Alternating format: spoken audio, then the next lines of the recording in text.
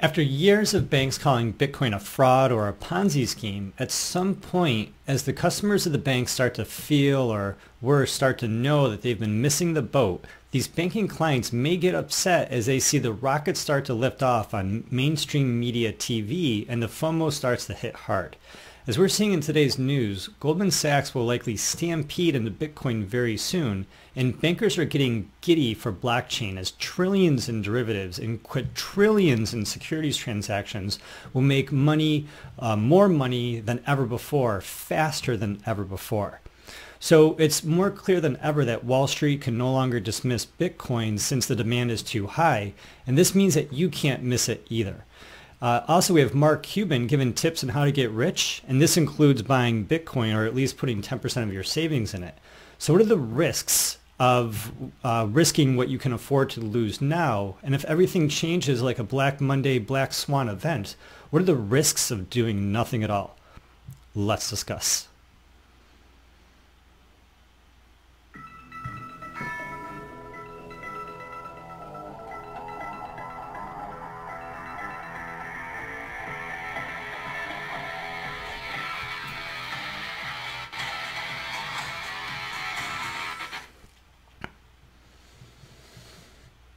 Hey everybody, I'm Gary Palmer Jr., you're you, and together, welcome to Minting Coins.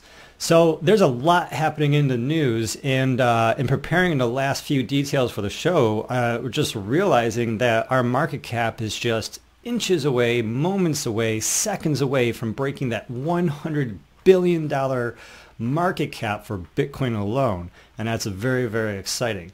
I was tempted to delay the show, but there's a timeline, there's a schedule, and things have to get done, especially in my world where there's multiple things going on, multiple jobs in my plate, 5 kids at home to feed, and just a lot happening in the Bitcoin and blockchain technology space. With that being said, I just want to let you guys know that it's official. I'm going to be traveling to Poland and meeting with the IndaHash team and taking an inside peek at their operations, what they're doing, what they have going on. And hopefully we'll be sitting down doing an interview with a couple people there. And I'm really interested if you have any questions. This is your chance now in these next couple days to get those questions in on the IndaHash video, which was just a few episodes ago. And then I'll see if I can get any of your questions answered by Barbara, the CEO herself. What else do we have going on? With that, I guess I just want to, as everyone is requesting, get these shows a little bit shorter. So let's dive quickly into the market, go over the lots of news that we have to talk about, and let's discuss.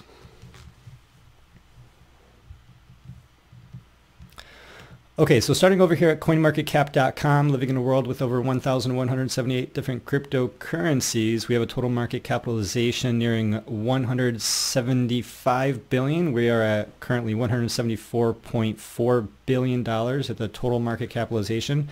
24-hour trading volume slightly down at 3.9%, or not 3.9 billion in the past 24 hours. And the Bitcoin dominance, wow, can you believe this?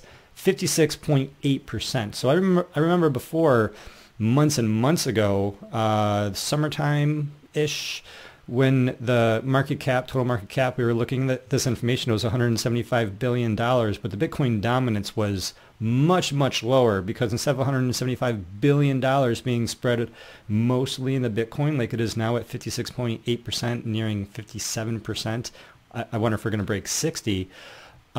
This 175 billion was flipped around where more 40% was Bitcoin and the other 60% was all the other altcoins, other currencies that weren't Bitcoin. That included Ethereum back when Ethereum was trading at 0.14 Bitcoin, and now it's probably, what is it? Way less than half of that at 0.05. So, and everything is down, right? We just have red across the board. BitConnect up a little bit. Not a big fan of BitConnect. Cardano, in terms of the Bitcoin price, up, you know, what we would call a whopping 7%, especially since it's the first real token up here. And then, yeah, in terms of the Bitcoin price, red straight down everywhere down below. I know Dash was taking a huge hit this morning. Excuse me, down 5%. I know Amizigo is taking a huge hit as well this morning, down 6%. And yeah, just there's a lot of coins out there that are just taking huge hits as more and more people are putting their money into the Bitcoin.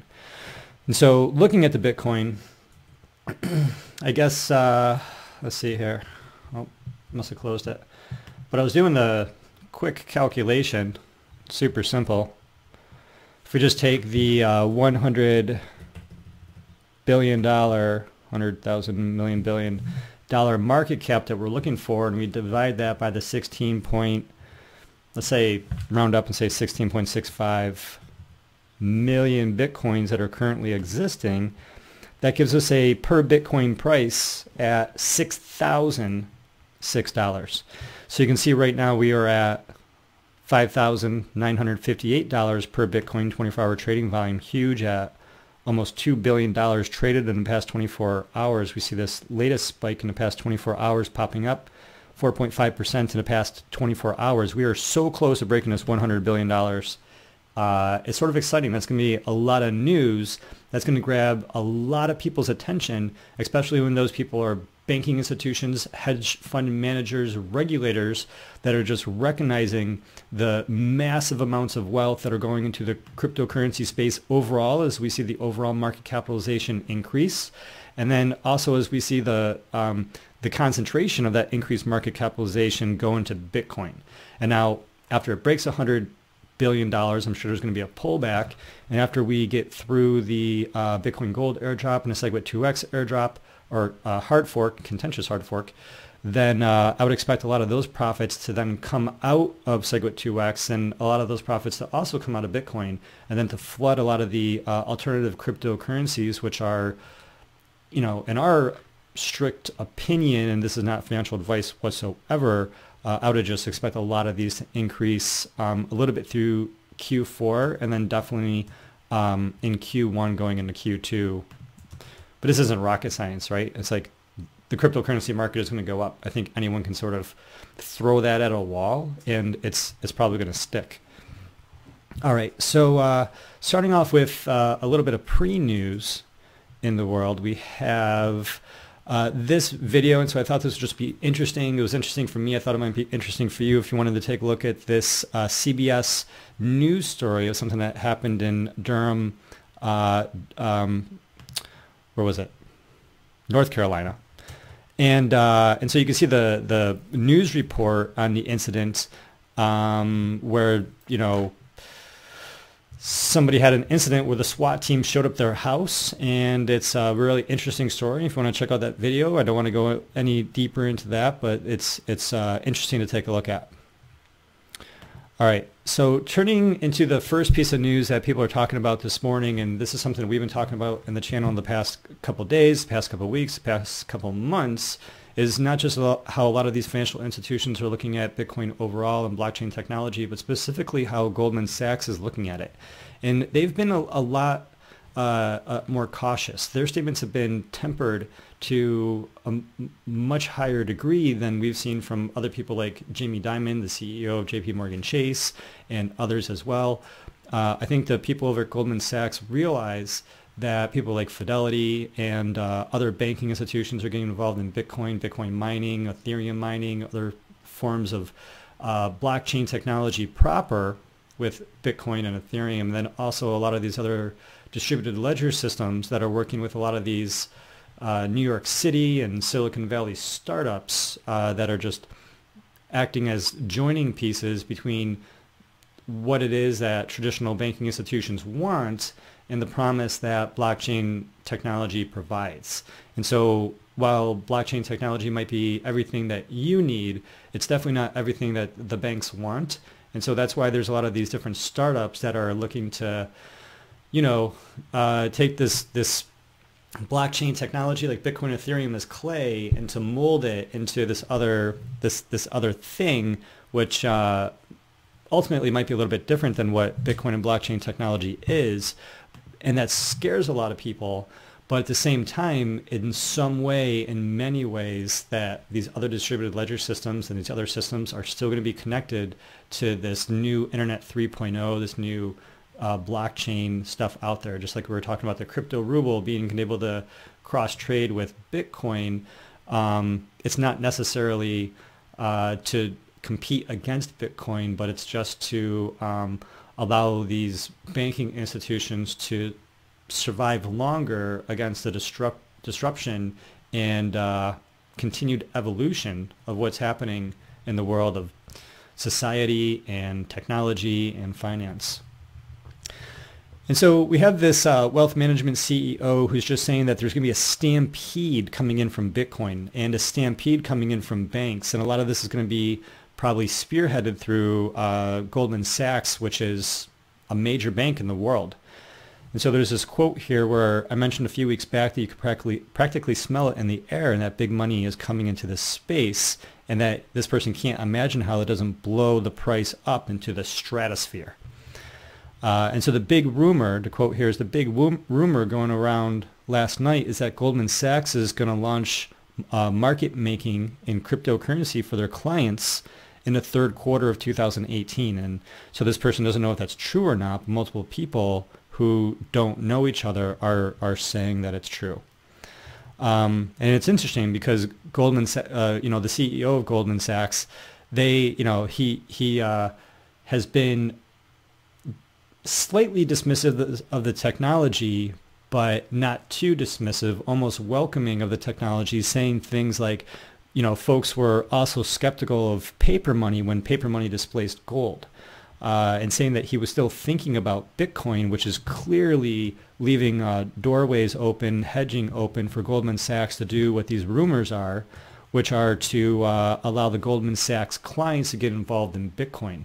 Because at some point, their clients are going to want to get involved in Bitcoin, and if Goldman Sachs doesn't provide those opportunities, and Goldman Sachs is going to lose the long-term fees, the long-term strategy, the long-term position that they've built up in terms of strength in the financial services industry, which financial technology is seeking to replace. And it's not just Goldman Sachs, but we also have Credit Suisse and Credit Suisse bankers who are saying that the sky is the limit for Bitcoin and blockchain technology.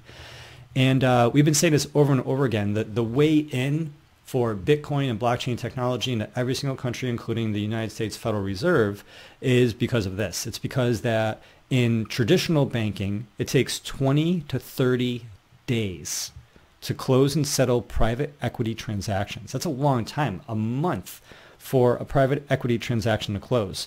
Yet this head of software investment banking is saying that with the blockchain technology, this could be reduced to minutes, right? Let's say from 20 to 30 days to less than 20 to 30 minutes, perhaps 20 to 30 seconds.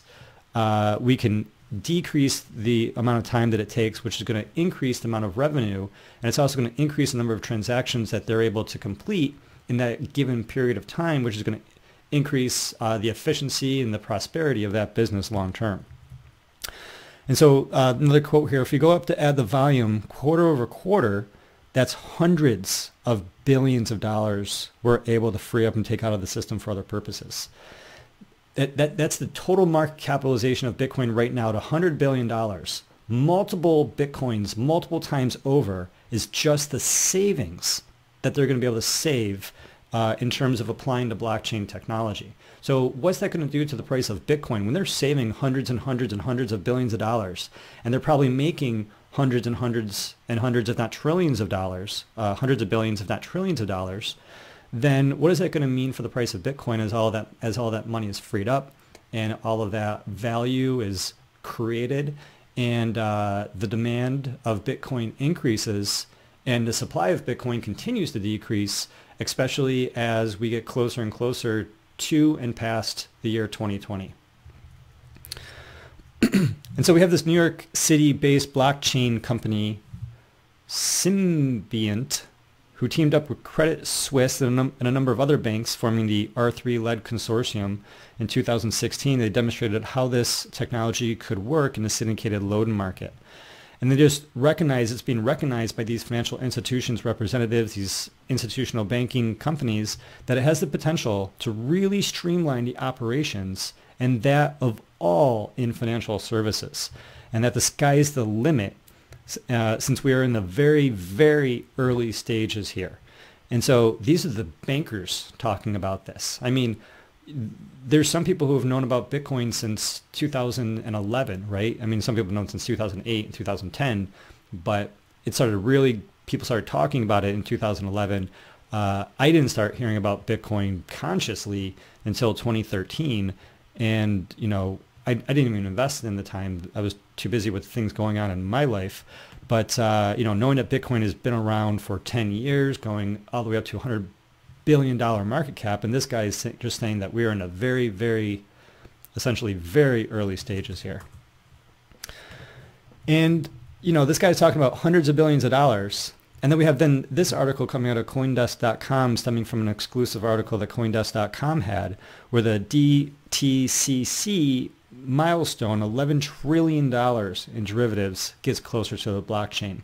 So real quick, because this article doesn't say who the DTCC is, maybe people are supposed to know that, but I've never heard of it before, is the Depository Trust and Clearing Corporation, the DTCC, which is an American post-trade financial services company providing clearing and settlement services to the financial markets. So they're working directly with the financial markets, and so each of those financial markets are making a lot of money, and so these guys must be making a lot of money. And so what year is this? This is 2017, right?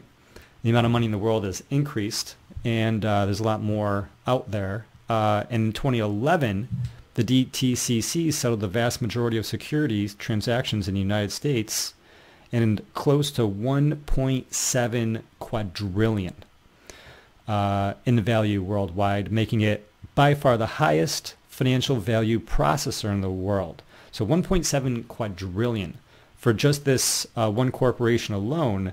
And so in this other article, moving back to this other article, they're talking about freeing up $11 trillion in derivatives, but they're actually processing, as we see here, 1.7 quadrillion, and this number was from 2011. It's probably a lot more now. It's probably quadrillions of dollars that they're processing, that they could be switching over to a blockchain technology somewhere sometime soon to just increase the speed and the efficiency and how much money that they're making.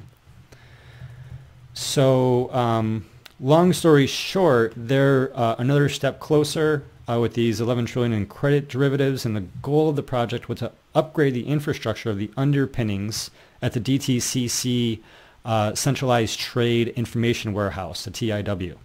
And this is for the over-counter derivatives.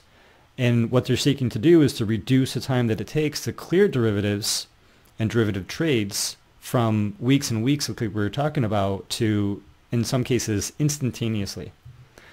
And so the DTCC partnered with computer giant IBM. We talked about this before.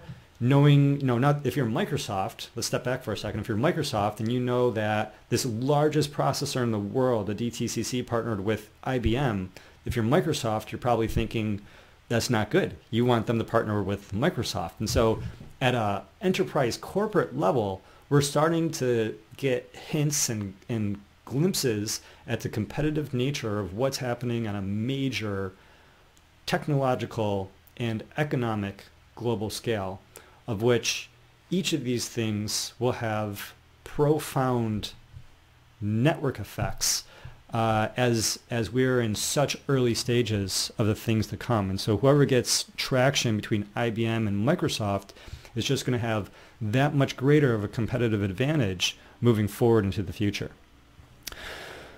And so not only did they work with IBM and Enterprise Blockchain Consortium R3, but they also worked with Axioni. Is that, are you pronouncing that correctly? And Axioni, on a side note, is something that CoinDesk has an investment in. Real quick, moving to the end. CoinDesk, subsidiary of Digital Currency Group, has an ownership stake in these guys up here. All right, so I thought this was interesting, just to note that all of this technology that the DTCC is doing with Axoni, and IBM, the protocol was originally derived from the public Ethereum blockchain, but it's not, and so it's been modified to include a modular consensus mechanism. I don't know, which I'm not a developer in the blockchain space, but modifying the Ethereum modular consensus mechanism seems like it could have huge implications for how that can change and, you know, for better or for worse, the underlying pinnings of the technology, which is, of course, why they did it, right? And so it's tailored services specific to the needs of the DTCC. And unlike Ethereum, the DTCC accomplishments of Axe Core does not include a token. So there's a lot of different nuances to what's going on here in this information. And I think the most important piece of information as far as all this goes with Axiom and this Axe Core and this different layers of technology infrastructure that they're providing is that the open source community is, this says, will be able to examine the implementation following the completion of the project. And so that gives me some sense of confidence that if the open source community is able to go through the technology, then that's going to be a strength for them and a strength for all of us, as opposed to it not being open source, assuming that it's going to be 100% open source, and also assuming that the open source community will be able to have full access to be able to audit what's happening with these additional developments in the space. And so we have Goldman Sachs, we have Credit Suisse, we have Wall Street who can no longer dismiss Bitcoin and that demand is too high. And, you know, there's a New York Stock Exchange, as we saw in yesterday's video about NASDAQ, the New York Stock Exchange is a competitor to the NASDAQ. And the NASDAQ is very, very well positioned, as we saw in yesterday's video, to own the financial services industry moving forward surrounding Wall Street, surrounding New York City, surrounding everything that's happening with financial services across the world because of their investments, because of their position, because of their connections that they're laying up right now. And so this is already old information given the $95 billion market cap of Bitcoin, but this is probably old information already. We'll check the market cap at the end of this video. Maybe we broke $100 billion by the end of the video. All right, so let's just check out this quote, couple quotes down here. So a year ago, they didn't know about it. 6 months ago, they thought it was a scam. And now they realize that they simply just don't understand it and are starting to get nervous and they want to learn about it. There's definitely an element of FOMO, which means fear of missing out. People have been told by their advisors, don't touch it. Don't touch Bitcoin. It's a bubble. And now they are upset because they might have already missed it. And granted, they didn't already miss it. They just missed, you know, the earliest stages of it. If you would have got into Bitcoin at the end of 2016, or if you get into Bitcoin now, that's probably going to be better than getting into Bitcoin in a year from now because of the supply and demand aspects of what's happening here. And so again, everyone's talking about, you know, multiple websites, multiple quotes, talking about this rumor about Goldman Sachs getting involved in cryptocurrency, connecting both their currency trading division and their strategic investment group, which suggests that the Goldman Sachs firms believes that the Bitcoin's future is much more as a payment method rather than a store of value like gold, but it's still going to increase the amount of that they're investing into it, and amount that they're transacting in it to take advantage of the growth nevertheless.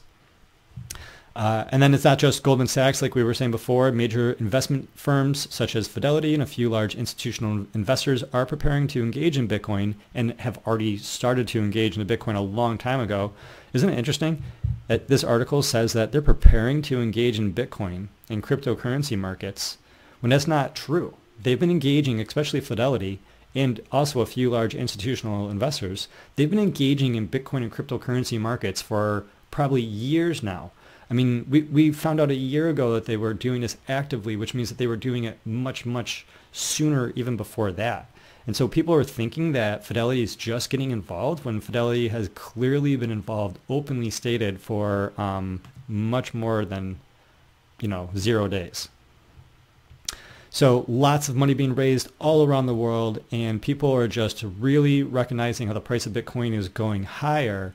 And this is going to reach a complete tipping point where it's going to hit a tipping point. It's going to hit a catalyst, and there's going to be this massive maybe subconscious shift, maybe conscious awakening, where people start to look at this Bitcoin and blockchain technology and they start getting involved. It's somehow that has happened with the internet. It's somehow that happened with TV, and it's somehow that's going to start happening with this blockchain technology. And 2018 is probably the year that this is going to happen. And so in previous videos, we saw how Mark Cuban was for it and how Mark Cuban was against it. And then Mark Cuban didn't have a lot of it. And then Mark Cuban made a bunch of purchases into Bitcoin and maybe some ICOs. And now we're at the point where Mark Cuban is actively giving advice of how to become rich, how to become wealthy, how to become a millionaire, whatever that means for you. And one of the tips that he talks about, you can check out this video in the show notes, but his fifth piece of advice was to invest 10% of your savings into what he calls high-risk assets, which he mentions specifically Bitcoin and Ethereum. And so it's really interesting that this is coming out, that it's Mark Cuban's guide to get rich, and that he's telling people to put 10% of your savings. He's telling people to save 10%, or what's he said? He said save 6 months of your income, right? Standard advice. And then he says to take 10% of that and put that into Bitcoin and or Ethereum. And so this is him now talking to consumers. When we've been talking to the institutional bankers, when we've been talking to the banks or hearing the banks talk to us, they're not really talking to us, they're talking to other banks. That's business to business. This is a case now where you have a billionaire talking business to consumer. And this information is starting to hit the consumer level, as we recognize as it hits more and more mainstream media news outlets, not just CNBC, but it's more and more into Bloomberg, it's more and more into Forbes, and it's only a matter of time before it's on your local nightly news, to 6 o'clock news, what have you, maybe the morning news, Wolf Blitzer, and when they start talking about it, and your grandparents start asking you about Bitcoin like they're asking you how to set up an email address, you know that, it's about to hit the fan.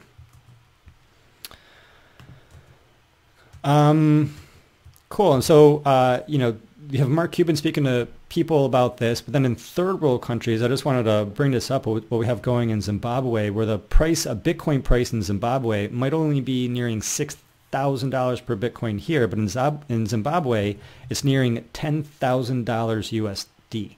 And the reason it's so much is because there's so little cash in the society, and it's skyrocketing because of that. And so what's happening here is that Zimbabwe adopted the U.S. dollar back in 2009 after the Zimbabwe dollar went through massive hyperinflation, and and you can buy these things on eBay now, but they're worthless in terms of currency, these old Zimbabwe dollars. And now they use U.S. dollars. And Bitcoin, as every Bitcoiner would come to expect, is helping people in the country of Zimbabwe survive these times of economic uncertainty. And so without getting into how they got into this mess, prices stabilized when they started using the U.S. dollars, but the Zimbabwe Reserve Bank can't print U.S. dollars. Only the United States Treasury can print U.S. dollars as authorized through the Federal Reserve. And so the country imports these U.S. dollars into the financial system. And there's this quote here that says, yes, we can import cash almost every week. We are now importing $10 million on a weekly basis. And when we say import cash, we say import dollars because we said we want to continue using the dollar in this economy. And so what's happening is that there's not enough cash in the economy. Banks are limited to rationing at $20 per person, regardless of who you are and how much money you have in the bank. Because how much money you have in the bank is different than how much cash is existing in that society, right? And if everybody in America wanted to get their money from the banks, then that wouldn't be possible. It would also be difficult if $100 bills got taken out of circulation. And so people are sleeping outside to get, to guarantee that they get their $20 bill, and the country's central bank is trying to issue notes that they say have the same value, but people aren't accepting them, or they're charging premiums to accept them. And the problem in Zimbabwe, it's not that there's a lack of goods to purchase. It's not that there's enough milk for everybody to buy, right? Like sometimes there's hyperinflation because if there's a gasoline shortage, and you can't get, the gasoline to get the oranges from Florida to New York, then there's going to be fewer oranges coming from Florida to New York, and those oranges are going to be more expensive because there's less oranges. So the price of per orange is going to go way up if the price of gasoline, went up in that example. But that's not the problem that Zimbabwe is having. They have enough of the things that people want to buy. There's not enough money for these people to make their purchases. And so they're saying that there's plenty of cash money, but there's no goods in the shops. That used to be the problem. And now there's goods in the shelves, but there's no money to buy them with. And to escape the country's crisis, Zimbabweans are now turning to a currency that won't fail them like fiat, and that's called Bitcoin. And so now that everybody wants Bitcoin there, the price is going through the roof. And so it's interesting to note that, I thought it was interesting myself because inflation can happen because there's a lack of the things that you want. But then the inflation can also happen because there's not enough of the money supply itself. And so it can really happen in either direction. And it's sort of a risk, right? There's this risk of buying Bitcoin and then Bitcoin being a Ponzi scheme and the value of Bitcoin going to zero, or buying Bitcoin and then there being a black swan event and then Bitcoin Cash, taking over, or at least gaining some sort of dominance, right, in a black swan event. But then there's also the risk of not having Bitcoin and not having a hedge, and recognizing that there are these situations that are happening all over the world. And so it really puts people in a difficult situation of if they should risk a little bit into Bitcoin, or if they should continue putting all their eggs in one basket and seeing how that works for them over the next 10 years.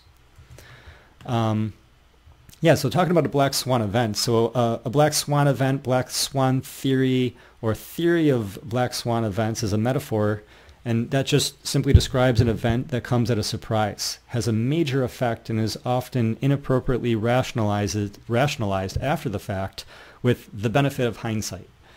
And so it's interesting. It was used to explain events that are beyond the realm of normal expectations in history, science, finance, or technology. Bitcoin. And non-computability of the probability of the consequentially rare events using whatever different methods. And a psychological bias that blind people, both individually and collectively, but uncertainly, into a rare event's massive role in historical affairs. So that's a black swan event. That could happen with the United States dollar. That can happen with Bitcoin. That can happen with anything. And that's why, we hear a lot of people talking about dollar cost average, diversification, only risking what you can afford to risk, but most of all paying attention, most of all gaining information, most of all learning about these different things that are happening, these little aspects in finance and technology and politics that are happening in your local area and across the world, and then putting these pieces together to help give you a better understanding to not be susceptible to a black swan event, to try to recognize that there's things that there's things that you don't know, and with all of the unknowns, those can to some degree be prepared for, not 100%, but if you're paying attention, then there will be some things that you didn't know that you then can know. Looking at our Bitcoin price, we still haven't broke that $100 billion mark. I think we went down just the slightest bit. And with that being said, one last thing. If you're interested in joining us at our community at mintingcoins.com, we're still offering complimentary membership upgrades for anyone that wants to join the membership and doesn't want to pay the membership fee to be part of the community at mintingcoins.com. We already have a group of awesome, amazing people who are contributing, who are reading, who are a part of the community, who are helping us support this channel to bring you this information, to continue reporting on the news, reporting on what's happening, giving the deep insights and the discussion that we think people are really craving beyond the trading and the getting rich quick sort of concepts that are out there and the possibilities and the opportunities that are out there. So with that being said, check out that Inda Hash video. Like this video if this brought you any value. Subscribe if you haven't subscribed yet. And if you're this far through the video, then I highly recommend that you do. Check us out on Steemit. I recommend that everyone get a Steemit account. If you don't have a Steemit, put that in your homework list item right away, because it's just an amazing community and an amazing place for you to discover other aspects of cryptocurrency beyond just payment transactions that you have with Bitcoin. Cool. So with that being said, looking forward to getting the next show together, putting this information for you, looking forward to our trip to Europe and our trip to Warsaw, and just seeing what the future has to provide in terms of information and news that we can talk about together. So until then, I'm glad that together we're minting coins.